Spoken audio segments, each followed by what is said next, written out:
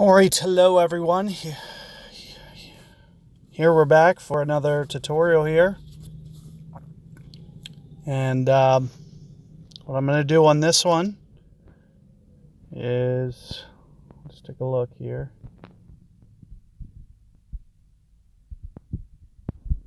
This is a tailwind. So a couple different ways. You can either go a puck or Thor's hammer. I would probably recommend going with whichever one has more top spin. And Hornet, that'll be okay. Well, maybe not. No, yeah, I'm going to stick with Hornet here. That's fine. Ideally, you're going to get this up to short iron range is the goal. It might be fairway dependent with the bounces that you get. You might not get the best rollout every time.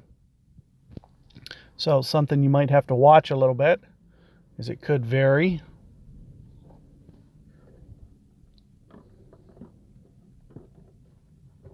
Another thing you're also going to be able to do is lay up without any real complications as well.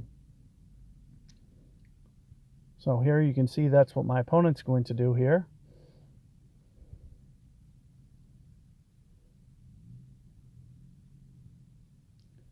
Another thing with the wind that they're giving us, you can probably go for a home run drive with a berserker ball, especially probably a ghost ball, I would assume. It's another thing that you can do. For this one, I think I'm just going to, play it out here today, just straight, and try to concentrate on the pitch. As I mentioned, you might be able to get enough wind to land here and hop it over there with some kind of slice shot as well.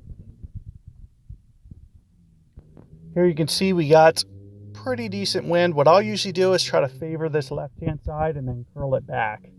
It usually kind of keeps you safe a little bit away from the water, and then you can usually also point yourself away from the bunker as well. So let's see if I can pull this off.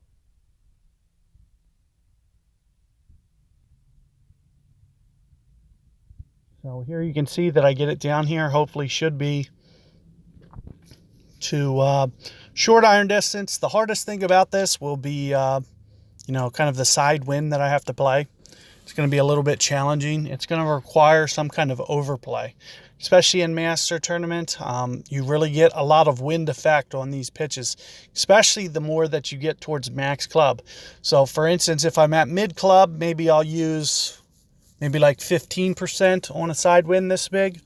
Otherwise, if I'm at max club, maybe I'll use plus 20% for my ring adjustment. So first, let me get Hornet set up. I don't use Hornet very often,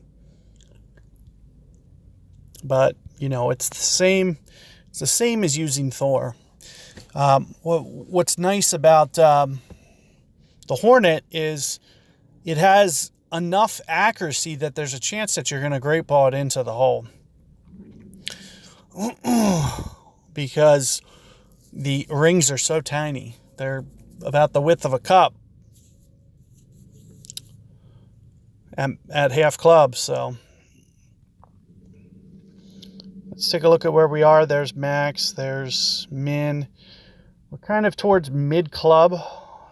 And what I was mentioning for mid club, I'm going to go maybe plus 15% or so. Actually, you know what? I didn't factor in backspin, so I'm going to move this up just slightly. So the only thing that's kind of brutal about Hornet is it's usually a lot of rings. So here you can see 10.7. I'll try to do it in one motion. So I'm just going to kind of estimate that 0.7 somewhere right in there or so.